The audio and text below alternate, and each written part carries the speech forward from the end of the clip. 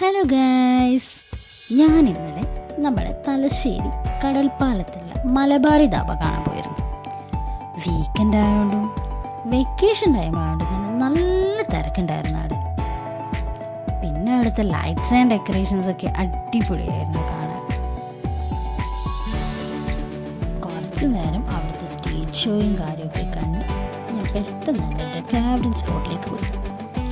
Food court അത്യാവശ്യം നല്ല റഷായിരുന്നു.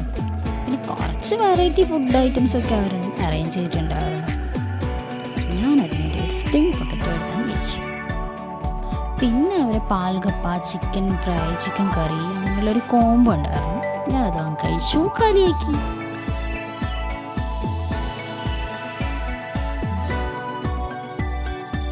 തിരക്ക് കാരണം മിൽമ വഴി ചുറ്റി പിന്നെയും വോക്ക് വേ കയറി കുറച്ച് ഷോയും കണ്ട് പിന്നെ കുറച്ച് ലൈറ്റ്സ് ആൻഡ് ഡെക്കറേഷൻസ് ഒക്കെ ആസ്വദിച്ച് വീട്ടിലേക്ക് മടങ്ങി.